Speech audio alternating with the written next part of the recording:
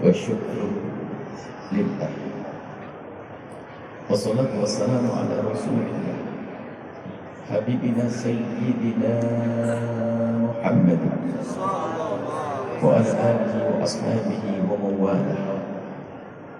اللهم يا ربنا اغننا بفضلك عمن سواك. اللهم يا ربنا اكفينا بحلالك عن حرامك وأغننا بفضلك عمن سواك. اجعلنا يا ربنا من المتحابين فيك ومن المتجالسين فيك ومن المتزاورين فيك ومن المتبادلين فيك إنك أنت على كل شيء قدير. اللهم يا ربنا ارزقنا توبة قبل الموت والشهادة عند الموت والجنة بعد الموت. أما بعد. Yang sangat kami cintai, kami muliakan dari semua yang hadir, hamba-hamba pilihan Allah yang insya Allah tidak hadir ke tempat ini kecuali karena hati bersih, tidak hadir ke tempat ini kecuali hatinya rindu kemuliaan, dan tidak hadir ke tempat ini kecuali karena telah terpilih untuk menjadi hamba mulia di dunia dan di akhirat. Itu khusnudzon kita. Karena panjang ceritanya, dari Anda mempersiapkan mungkin dari tadi malam atau tadi pagi, mempersiapkan perjalanan, melangkahkan kaki, ada yang membawa kendaraan, itu semuanya perlu energi, perlu tenaga, bahkan ada perlu biaya. Lalu Anda menginjakkan kaki di tempat mulia ini, maka khusnudzon kami karena Anda dipilih oleh Allah Subhanahu wa Ta'ala. Dan juga yang sangat kami cintai Mas Ipo dan juga semua yang telah ikut andil di dalam mengagungkan syiar dakwah ini. Semoga Allah menjadikan kita hamba yang saling mencintai karena Allah. Ini yang pertama. Syarat pertemuan kita adalah mempertemukan hati terlebih dahulu, bukan ilmu yang kita dapat. Ini berlaku dalam semua cara hidup. Antara besan dengan besan, suami istri, berbisnis pun, kalau Anda ingin berbisnis dengan seseorang, jangan sampai semata-mata hanya menginginkan materi, akan tapi bagaimana terjalin jalinan yang baik. Untuk menjadikan hidup indah di dunia ini, kuncinya adalah cinta. Bagaimana kita membangun cinta di antara kita? Jangan biasa berprasangka buruk. Jangan biasa berprasangka buruk kepada siapapun. Selagi masih ada celah untuk kita pandang dengan mata positif, pandang dia dengan mata positif. Jangan biasa. Jadi jangan biasa dan jangan mencari-cari kekurangan orang. Mohon ini semuanya mempraktekkan ilmu ini, jangan pengen tahu kekurangan orang. Hidup orang yang paling tersiksa kalau dia banyak mengetahui kekurangan orang, sehingga menjadi susah kalau ingin berbuat baik. Bahkan dikatakan hukuman yang Allah memberikan kepada seorang manusia itu kok dia itu pertama gampang lihat kesalahan orang, yang kedua kok tiba-tiba benci kepada manusia itu, hukuman sebelum hukuman di akhirat. Hari ini kita perlu belajar serius untuk tidak biasa ingin tahu kekurangan orang. Orang-orang soleh kalau hendak keluar rumah dan diduga dia bakal bertemu dengan orang banyak, dia mengeluarkan rezekinya, mensedekahkan hartanya, kemudian minta kepada Allah, ya Allah, dengan sedekahku ini tutuplah kekurangan hamba-hambamu dari mataku agar aku tidak melihatnya, ya Allah.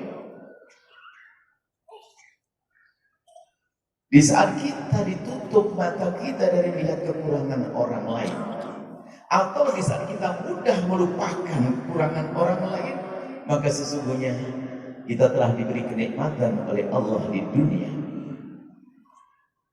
Hari ini kita diajari untuk bermusuhan, membenci orang, dan membenci mukadimahnya tahu kejelekan orang.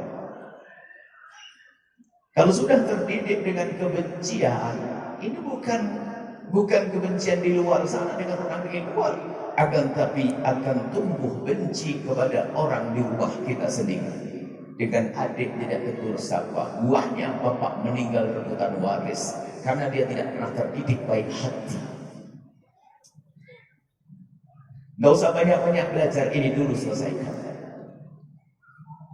Mau haji umrah, bermusuhan dengan saudaramu kemana? Iktikaf berbulan-bulan, tapi ternyata dia rindu melihat kejelekan orang, ingin tahu kejelekan orang, kemudian menyebarkan kejelekan orang, ngomongkan kejelekan orang, kemudian merendahkan orang. Apa baiknya orang tersebut? Dia pun katanya rajin haji, rajin umrah, bahkan mungkin rajin tahajud. Ini serius. Ini serius sekali karena hari ini kita sudah biasa adanya sarana untuk kita mengetahui kekurangan orang.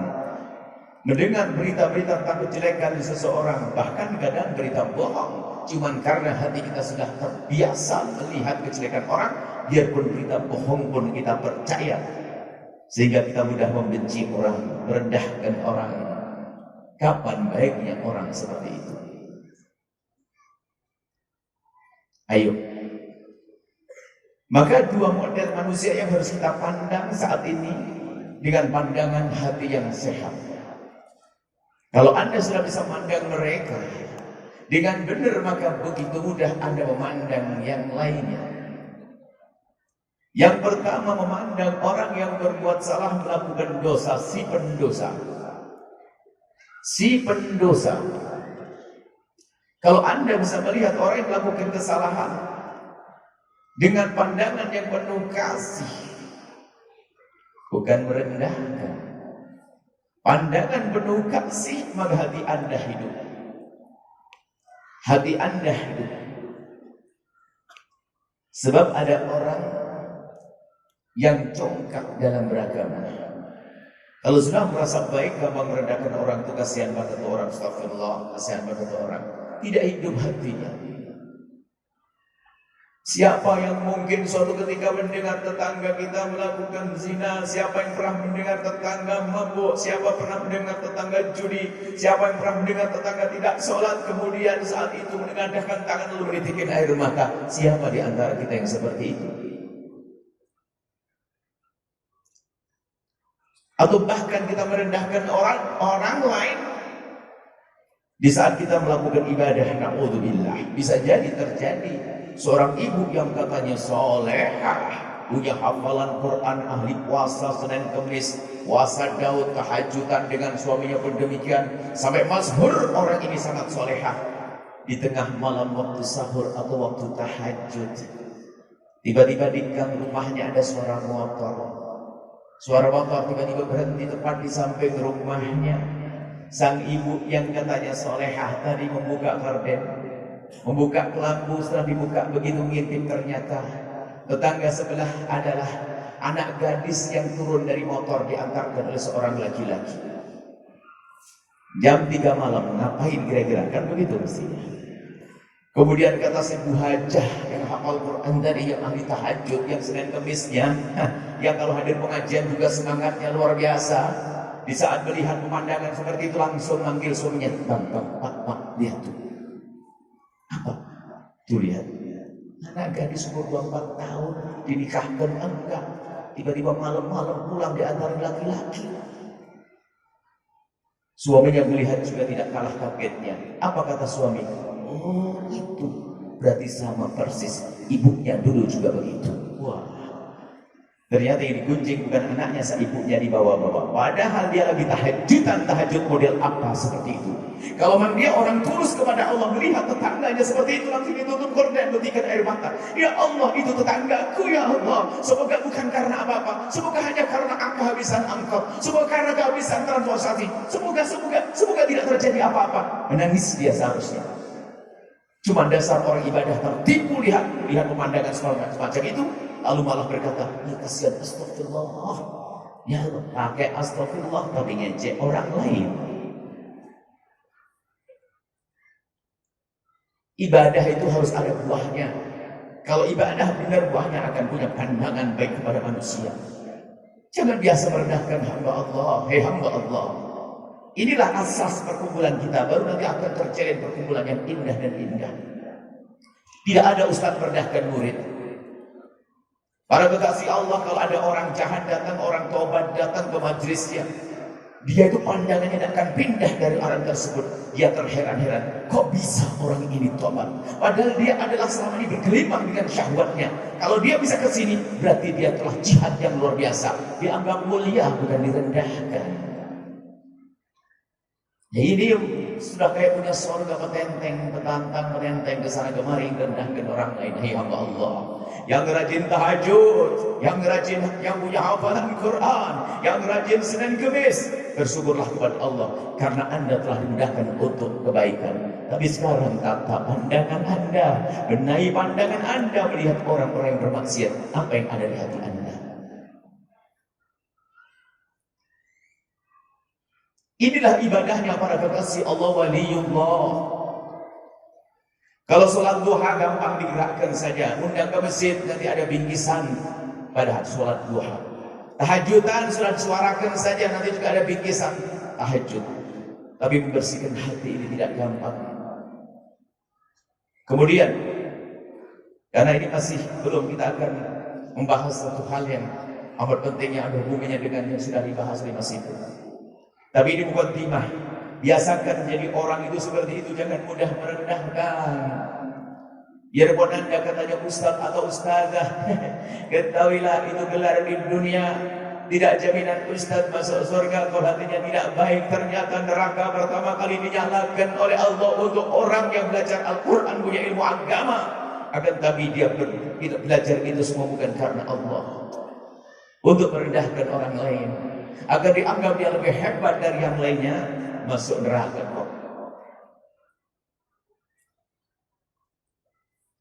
Ayo kita tata hati kita untuk bisa memandang orang lain dengan pandangan kasih. Jangan sekali-kali mandang orang dengan pandangan merendahkan. Kemudian setelah Anda jangan melihat kekurangan orang, jangan mencari-cari kesalahan orang. Dan di saat engkau terlanjur melihat kekurangan orang lain, ini lebih berat lagi. Berusahalah Anda untuk melupakan, jangan membicarakan aibnya orang lain, jangan menggunjing orang. Menggunjing adalah dosa besar yang hampir tidak dicermati. Anda menggunjing, ngomongin kejelekan orang, dan kalau sudah menggunjing ini halus, nikmat, asyik. Di mimbar pun orang bisa menggunjing. Ustaz bisa saja begini, saya tahu enggak sama ini, gini terus sudah paham, orang ketawa semua. Maksudnya siapa? Itu ada gunjing itu. Di atas mimbar bisa menggunjing. Bahkan mungkin seorang ibu-ibu semangat dengar gunjing haram, gunjing dosa. Wah, mangguk-mangguk semangat. Ustaznya belum selesai tutup mulut, ternyata sang ibu sambil nyewel temannya. Tuh lihat yang kerudung merah terus suka gunjing. Dia nggak sadar kalau begini ini juga gunjing. Model itu, hati-hati. Makanya kalau kita menghadiri pengajian harus kita koreksi, ada perubahan tidak dalam diriku. Atau hanya ramai majelis, ada gede-gedean majelis, gede-gedean jamaah. Wah, apa itu kalau tidak buat kita berubah?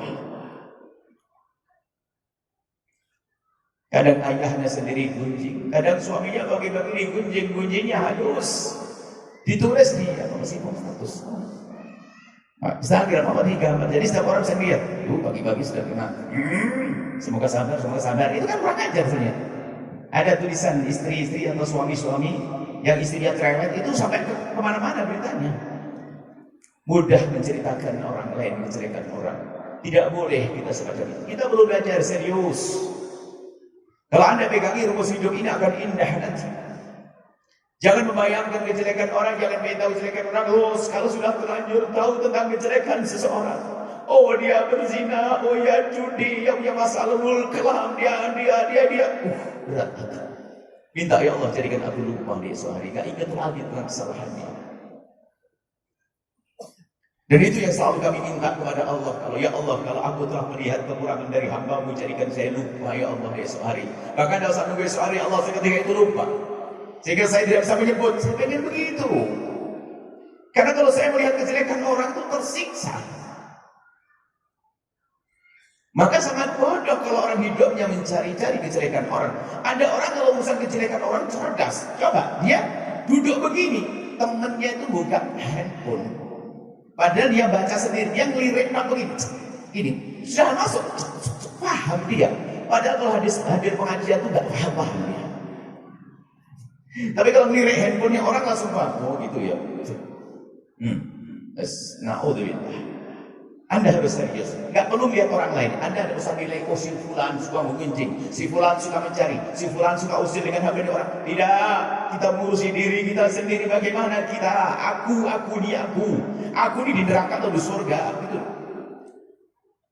Sibuk ngurusi orang, kita perlu ngurusi diri kita sendiri. Hai hamba Allah. Setelah kita melihat kekurangan orang lain, ayo kita tutup dengan panjatan doa. Kita melihat dia, oh dia berjudi, dia berzina, oh ya Allah, malam nanti bagianku untuk aku adukan dia kepada Allah. Ya Allah, ampuni dia, berikan petunjuk, selesai, jangan dipakai ngomong. Nah ini kalau tidak dibiasakan, begini hidup akan berantakan. Membicarakan kejelekan orang kepada orang lain menjadi sebab orang bermusuhan, hilang cinta. Maka ini politik sebentar lagi. Ini tahun politik.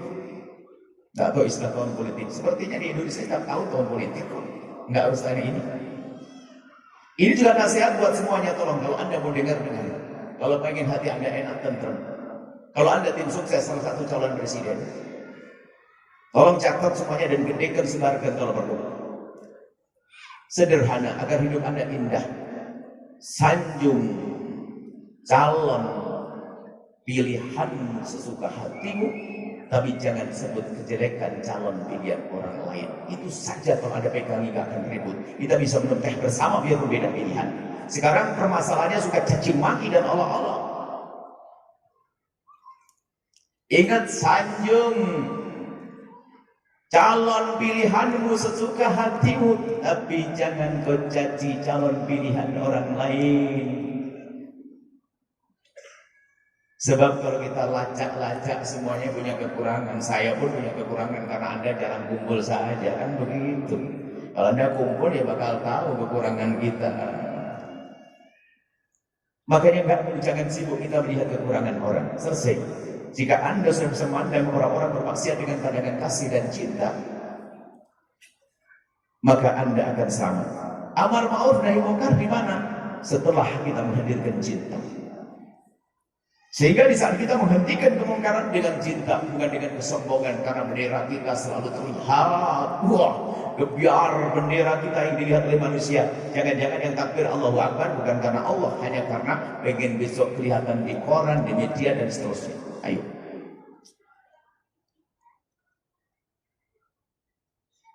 Kita pun juga tidak sungguhan.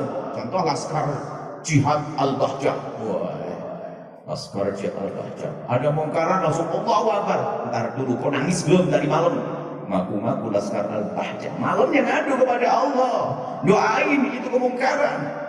Jangan pandai teriak-teriak saja. Kita perlu nata hati, hai hamba Allah. Bukan action. Kemudian yang kedua adalah,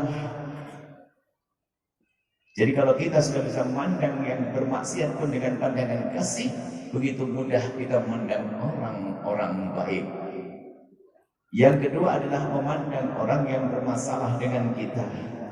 Jika ada orang berbuat salah kepada kita, urusan pribadi kita bukan urusan agama, pastikan Anda menjadi orang yang lapang hati, mudah memaafkan. Termasuk hidup terseksa adalah orang yang gampang sensitif, yang gampang tersinggung. Tersinggung perasaannya, sakit, sehingga semua orang dianggap merasa menyakiti dia. Padahal hanya karena hatinya sensitif. Hatinya hati kotor, pendendam. Orang dendam itu capek. Coba kalau Anda disakiti orang, lupa, selesai, enak. Anda dicaci sama orang, selesai, lupa. Tapi dasar si pendendam ingat fulan, fulan sampai menitnya, jamnya tahu detik ini. Ditulis. Makanya itu dihapus saja bintang itu MWN. Orang ngomong jelek di SMS langsung dikasih bintang biar awet nancep di hati. Enggak begitu, biarkan hapusnya segera terlupakan. Ada orang berbuat salah dengan mudah. Ini perlu belajar serius. Nah, kalau sudah nih, orang yang berbuat salah kita doakan dengan doa kebaikan. Biasa memang berat, kalau bukan berat, kalau tidak berat bukan kerjaannya para orang wali, para waliullah. Waliullah kerjaan semacam itu. Sehingga wal kadhimin al ghaidha, kalau disakiti sama orang, dicaci sama orang, difitnah sama orang, wal kadhimin al ghaidha, menahan amarah, setelah menahan amarah, wal afina 'anil nasi, memaafkan.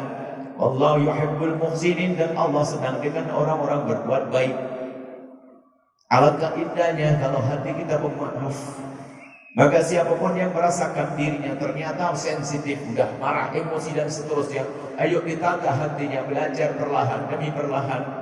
Pertama dan utama, biasakan manjatkan doa kemuliaan untuk orang tersebut. Doakan, mulailah dari itu yang diajarkan baginda Nabi Muhammad sallallahu alaihi wasallam. Selesai. Dan pesan inilah yang selalu kami sampaikan dalam hidup ini. Kita selama ini akhir-akhir sering diadu domba. Sekarang sudah hebat pengadu domba, ulama diadu domba. Kita lihat berantemnya ustaz dengan ustaz juga tidak berakhir. Masya Allah, luar biasa. Caci maki, olok-olokan. Kok hobi berantem? Wah, ini luar biasa. Maka orang hebat, pendekar hebat tidak bisa diadu domba. Anda jangan mau diadu domba dengan saudara Anda, tidak bisa. Orang hebat kok diadu domba. Orang yang mudah diadu domba itu si bodoh. Domba. Manusia kayak domba, mudah diadu domba. Nggak bisa diadu domba. Itu saudaraku, tapi dia kurang ajar sama kamu kok. Ya biarin dong, semoga Allah ngampuni, selesai. Yang adu domba pusing dia. Ini orang diadu nggak bisa. Coba marah, yang benar tuh. Iya, ini fotonya. Tuh, voice-nya. Wah, didengerin. Anda mengiyai, tambah semangat, itu setannya. Berubah jadi iblis. Iblis setan. Nggak ada perlunya. Dan inilah rumus hidup. Kemudian kita sambungkan. Selesai, ini untuk menata diri kita dengan sesama manusia. Kemudian ada lagi kita, urusan kita yang kadang menjadi ribet, urusan dengan dunia. Kita sering ketemu dengan masifah. Umat Islam itu harus kuat, dan kita lihat potensi dahsyat yang bisa bangkit, hai umat Islam. Tapi bangkit dengan hati yang penuh keimanan. Tidak dianjurkan kita menjadi orang, tidak dianjurkan, tidak boleh kita memiskinkan diri. Yang ada adalah miskin karena memang Allah berlakukan kepadanya kemiskinan. Kita buang harta haram kok. Yang boleh bersedekah. Menghambur-hamburkan harta haram kok. Membeli sesuatu yang tidak bermanfaat itu nggak boleh. Kenapa? Nggak boleh kita menghambur-hamburkan harta. Maka orang Islam ini harus bangkit. Dan kami yakin harus orang Islam bangkit. Kenapa? Jika Islamnya benar, Islamnya baik, kemudian dia bangkit menjadi orang yang kaya, maka akan tentram dunia. Kenapa? Islamnya yang menjadikan dia damai dan tentram. Sebab kekayaan, kalau seorang Muslim kaya, kemudian dia beriman, berakhlak mulia sesuai dengan yang diajarkan Nabi, maka dia pun senang berbagi kebaikan kepada siapapun, biarpun pada orang di luar Islam. Kita berpikir untuk maju dalam urusan usaha, bisnis dan sebagainya. Cuman akan kami dasari. Yang pertama, jalani hidup. Ini kita tinggalkan urusan dengan manusia, sudah beres. Yang penting nanti pulang ke rumah, ingat. Kalau ternyata kita, ini harus yang dua tadi, memandang orang bermaksiat dan memandang orang yang kurang ajar sama kita. Kalau Anda bisa menata hati Anda dengan dua orang ini, maka dengan yang lainnya begitu mudah. Hati penuh kasih dengan orang yang jahat sama kita, hati. Maka kita hilang. Itu kalau kita terapkan, kita kembangkan, maka begitu mudah terbuka hatinya di saat mendengar saudara-saudara kita di Palestina dibantai. Sebelum pindah ke Jakarta, lagi, saya ingat Palestina hari ini. Orang bicara tentang Palestina atau hatinya mati, hanya cerita saja, share, mati hatinya. Tapi kalau hatinya hidup dengan sesama, saya harus penuh kasih dengan saudaraku, maka di saat kita ke Palestina akan bangkit. Akan begitu mudah menolong saudara yang di sana, menolong umat Nabi Muhammad, bukan saja di Palestina, dimanapun berada, sehingga hidup kita bermanfaat. Ini ada yang teriak-teriak Palestina harus kita bela dan sebagainya. Jangan-jangan hanya tangannya terangkat, suaranya yang lantang, hatinya di mana? Mana panjatan doamu? Mana rupiahmu yang sudah kau keluarkan untuk Palestina? Mana? Kau pandai teriak-teriak saja. Waktu itu ada yang bertanya pada kami tentang Palestina. Sebelum menjawab, Anda tidak perlu mengangkat senjata ke sana. Mengangkat senjata ada aturannya. Jujur yang bertanya, gitu. Apakah Anda sudah berdoa setiap sholat? Masih diam. Apakah Anda sudah mengeluarkan rezeki dari kocek Anda? Kalau belum, pertanyaan Anda adalah bohong. Kalau memang Anda punya hati spontan itu, nggak bisa ditunda-tunda. Hati itu. Maka jangan mendengar tentang isu-isu yang melemahkan semangat kita untuk membantu. Yang terpenting kita keluarkan sifat cuek kepada umat Nabi Muhammad dari hati kita, diganti dengan sifat peduli. Ada bermasalah bantuan sampai tidak sampai bukan urusanmu, ya Allah. Yang penting keluarkan kekikiran dalam hatimu, keluarkan kecuekan dalam hatimu, hidupkan hatimu dengan kepedulian. Selesai. Nah ini dasar kalau ternyata Anda menjadi kaya raya, menjadi kaya raya yang berguna, bukan mengayahkan diri. Dia kaya pengen bermanfaat untuk orang banyak. Dasarnya di sini. Anda bersemangat menjadi orang kaya raya, orang hebat, melimpah hartanya. Tapi apa artinya kekayaanmu jika tidak berguna untuk orang lain? Ayo.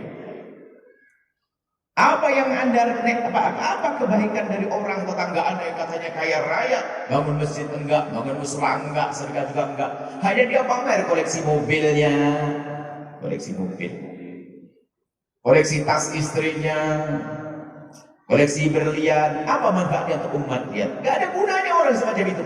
Kenapa dia melakukan seperti itu? Karena hatinya tidak hidup. Tapi kalau orang beriman kaya raya, hatinya hidup tadi, yang punya hati hidup, bisa dia menjadi kaya, dia akan penuh kasih dengan orang yang tidak mampu. Dengan karyawannya penuh kasih, memandang karyawan sebagai umat Nabi, bukan sebagai pekerja saja, tidak. Ini yang perlu kita hidupkan dalam hati kita. Kita kan mulia akhlak. Pembantu di rumahmu itu siapa? Itu bukan binatang, hamba Allah. Urusanmu dengan Nabi itu sesungguhnya. Tidak cukup pembantu digaji, tidak. Pembantu juga perlu dikasih senyum. Pembantu juga perlu ucapan terima kasih. Dan terima kasih yang Anda ucapkan pun sebetulnya itu kebaikan akhlakmu. Hai para bos, Anda minta kopi, buatin kopi, diantarkan kopi, kok Anda diam saja. Anda ini manusia atau bukan? Apakah susah Anda mengatakan, makasih jam begini buatin kopi, maafin ya. Sambil kalau dia sambil menepuk pundaknya, karena mungkin dia lebih tua dari kita, dia mengabdi di rumah kita, atau lebih muda kita, makasih. Apa sih salahnya berakhlakmu dia seperti yang diajarkan Nabi? Jangan jadi orang kayak monster.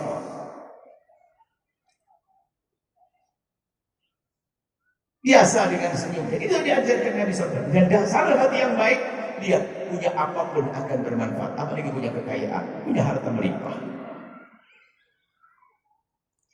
Baik bicara harta, umat Islam harus al-mu'minul qawiyyu, orang mukmin yang kuat. Itu lebih dicintai oleh Allah. Agar tapi dasar kuatnya itu adalah kuat zahir, tapi ada kuat batin. Kuat batin adalah yang tidak terpesona kecuali dengan yang halal. Itu kuat batin. Yang tidak terpesona kecuali yang halal. Haram, no. Peluang besar, tidak. Dia punya iman, dia kuat. Jangan gampang terpesona. Hadir pengajian, nangis di depan, terpesona dengan pinjaman apa namanya? Online, nungsep dia, ustadz lagi, dulu model lagi. Mana rasa takutnya urusan riba dan seterusnya, ya Allah. Karena tidak kuat dia, mukmin kuat itu bukan kuat itu bisa sebelum kuat materi, kuat batin dong. Maka untuk menjadi kuat batin, latih dirimu. Latih dirimu dengan pertama, hei orang calon kaya yang bermanfaat, pertama biasakan dengan kesederhanaan. Orang muslim harus tampil bagus dong, tapi bagus itu nggak mahal.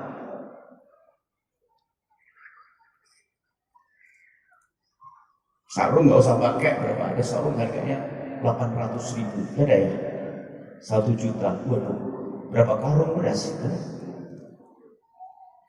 Selagi kita bisa pakai 40.000, 50.000 pakai itu gak ada masalah kok. Asalkan pakai yang benar, kelihatan ganteng kok, kelihatan cantik. Kalau seorang perempuan pakai kerudung yang bagus.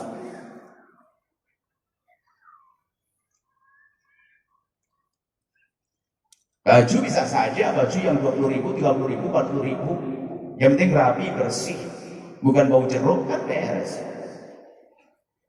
Ya kan biasa dengan gaya berfoya-foya. Itu yang menyiksa orang.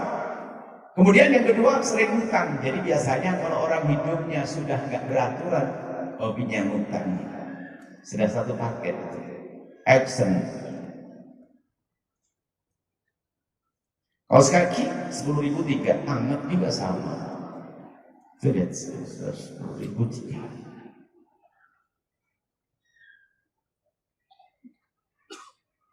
Cuman karena di kamera saja, wah kayaknya mahal. Oh enggak. Aslinya saya biasanya pakai imamah putih. Nah, imamah putih itu kalau Anda pergi ke Arab sana, harga imamah saya yang saya pakai yang putih itu ternyata hanya 2 real. Berapa real? 2 real itu 8.000 ya. 8.000 dipakai. Kopiahnya ini masih ada nih 1 real. Kan begitu. Masya Allah. Memang seorang muslim harus tampil bagus, bersih, tapi gak usah mahal. Sebab orang biasa mengikuti gaya hidup susah berderma. Dia punya mobil mewah, mau bersedekah, ada mobil mewah baru keluar. Bingung dia, mau ganti mobil. Kemudian dia menjadikan bisnis yang menjadi bisnis yang tidak sehat. Karena apa? Dia mengejar target, saya harus beli ini, beli itu, dan seterusnya. Dia pamer kesombongannya.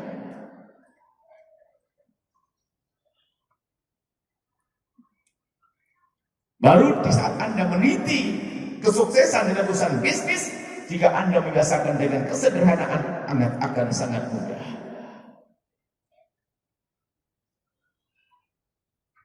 Sudah makan siang, Ibu? Belum. Bayangin, Bu, nasinya anget, terasinya dibakar pakai lilin saja. Saya paling suka kalau sudah nafsu makan saya kalau sudah kurang, saya makan sambal terasi. Bayangin sambal terasi, terasinya dibakar yang aromanya sampai tetangga. Mucetnya terasi terakhir, Bu, kalau licin sudah cabenya, cabai sama garam sedikit, itu taruh lembu ya. Cabai mentah saja sama garam sedikit, kasih gula sedikit, diucek setelah cabai, baru terasi yang dibakar tadi taruh di atasnya.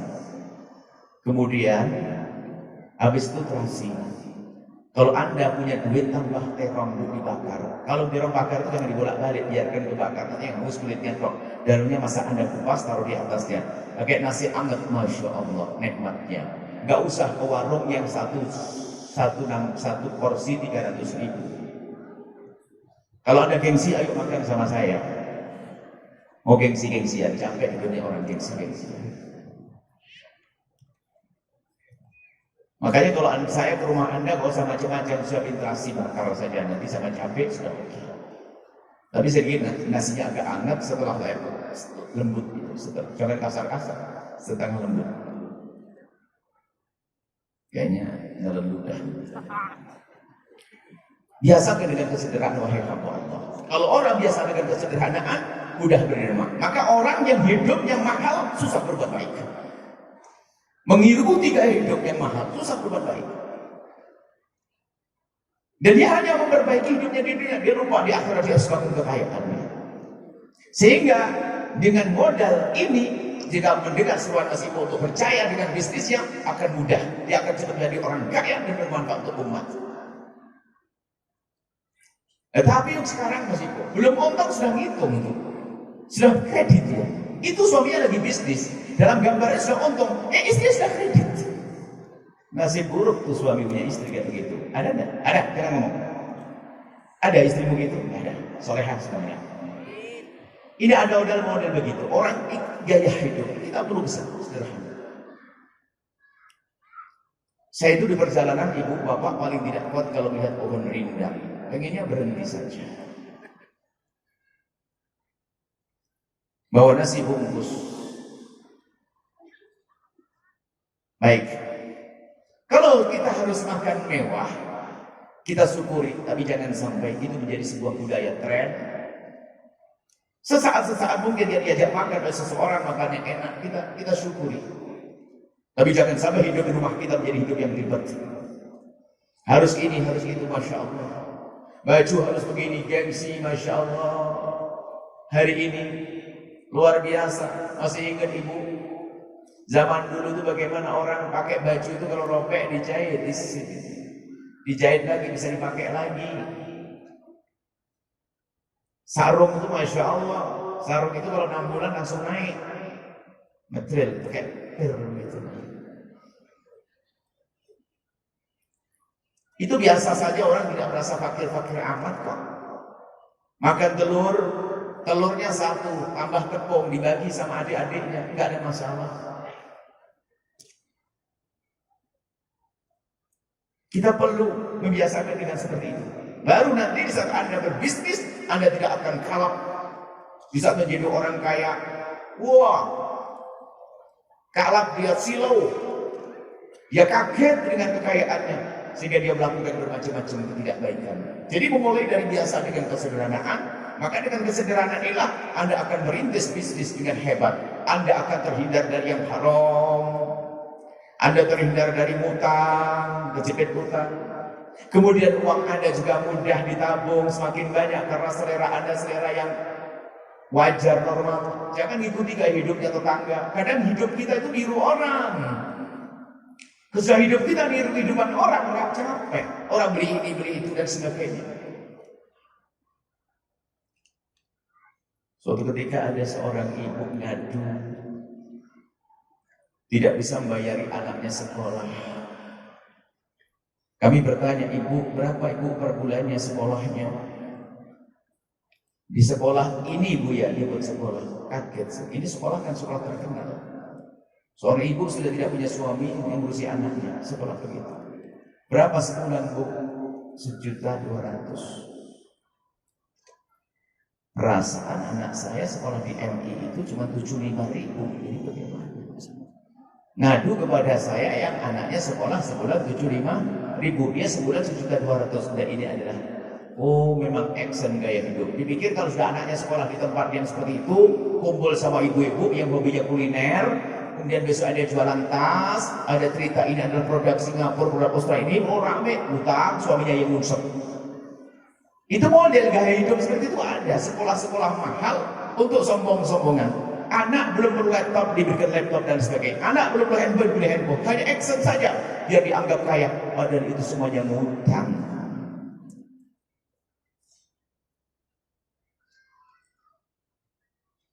Maka memang kita dengan Mespo sepakat bahwasanya bagaimana memotivasi khususnya anak-anaknya orang sukses, jangan sampai anaknya hanya menikmati kekayaan orang tuanya, setelah itu hanya generasi pertama saja yang kaya, setelah itu nyungsep, hidupnya nggak jelas. Anda anak muda yang ayahmu kaya, Anda harus bangkit dan lebih bagus oleh anak-anakku menjadi seorang kaya yang dekat kepada Allah. Lihat, kalau kita menyuruh perjuangan lebih mudah, saya pengen pondok pesantren untuk sekolah begini, Anda yang berperan. Saya pengen begini dakwah bangun masjid ini, Anda berperan. Nggak susah. Islam berjaya, Islam yang indah, maka masyarakat akan indah.